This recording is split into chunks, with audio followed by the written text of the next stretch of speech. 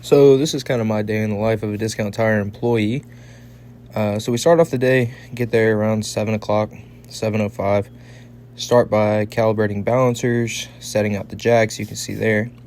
By 7:40 today, we went ahead and opened up the doors. Those are some tires we had to put out front just because we're trying to get them sold. First car of the day is this Silverado 2500. All we did on it was just a regular rotation and rebalance, nothing too major. So you can see here, just getting it jacked up, front, back. That's how you jack up those kinds of trucks.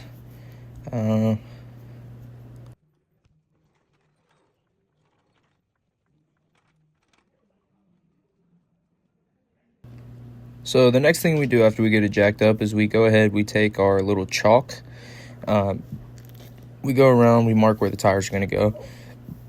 And while we do that, we also go ahead and check the air pressure on the doors. Since it is a 2500, they are going to have bigger, more air in the tires. I think this one was 60 in the front, 70 in the rear, if I remember correctly. But besides that, so after we get those all mixed up, you can see here, I'm going to go ahead and setting up the torque, getting everything all set up. This was the front tire, so we went ahead and aired this up to 60 PSI on this truck. Anytime we have a rotation and balance come in, the first thing we do is we always go ahead and air check the vehicle, just to make sure, no tires at like 5 PSI or anything like that. But since these are bigger wheels in the center bores, we do have to use that bigger spacer, as you saw. But yeah, you can see here, I laid that down because I was crew chiefing at the time, so I wasn't the one really working on the vehicle too much. My job was just make sure he was set up and to help whenever he needed it.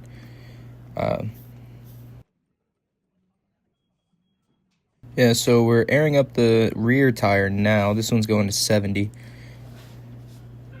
You can see here, this is kind of a little bit of a balancing process. Pretty much the computer just tells you where it goes. Yeah, that's my coworker Michael acting stupid. Yeah, so after that one's balanced, we're going to go ahead and take that off the balancer. He's going to give that to me. I'm going to go ahead and bolt it up on the front.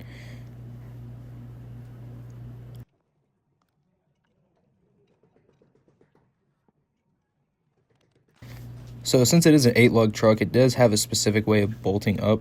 I mean, you can do the star pattern. I choose to do like a plus patterns. So, 1, skip 1, 2, skip 1, just kind of that. And then since we did do a rotation and balance, we are required to reset the TPMS sensors. It's also just kind of, irritating whenever you get a flat tire and you don't know what side of the corner or what corner of the vehicle it's on. So you can see here in the process of getting the Silverado into relearn mode. Once I get that into relearn mode, all I do is just go around, take this little scanner to the valve stem. You can't hear it in the video, but every time it scans and the computer learns it, it does honk the horn. Just to kind of let you know that, hey, I'm relearned.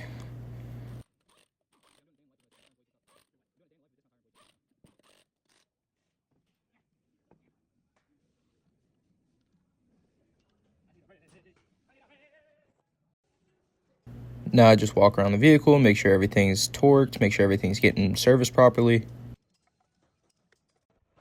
Next car of the day was this Ram 1500. We did 4 tires on this one. This is still same thing, front to back. So once we get it jacked up, we go ahead and we take the wheel and tire off of the vehicle. You can see here, he's going to take that off. I'm going to go ahead and get him all set up with the torque and also get the torque stick out to put on the gun. So after he's done with that, I'm going to go ahead and take the front off for him and then take the valve core out of the valve stem just to get it down, aired down, so that way whenever he's ready, we can go ahead and pop those beads and get everything done.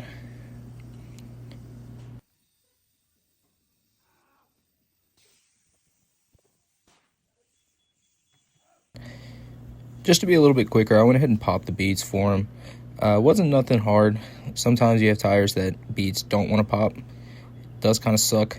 But yeah, so I got these beads popped for him, went ahead and took it back over there. And while he got his tire off, I went ahead and started grabbing the tools to go ahead and start rebuilding that TPMS sensor. So that way we would have a brand new valve stem and wouldn't have to worry about that valve stem leaking at all. It's pretty simple with these, just a screw in valve stem, nothing too major.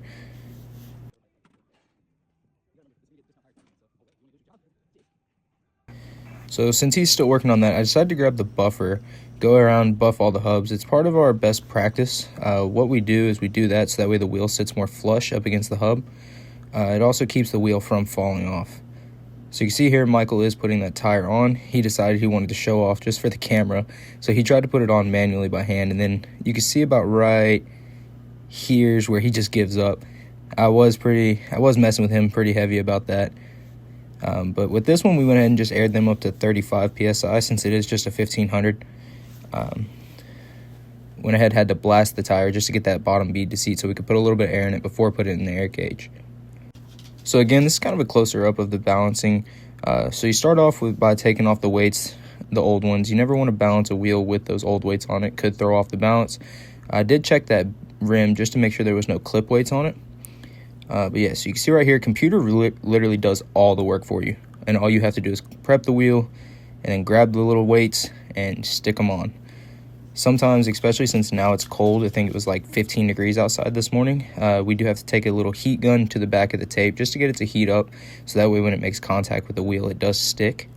It doesn't damage the wheel at all, but since it was zeroed out, went ahead and put the new valve cap on it, took that wing nut off, and then took it to the rear of the vehicle. Since the tire did come off the rear, we went ahead and put that back on the rear of the vehicle.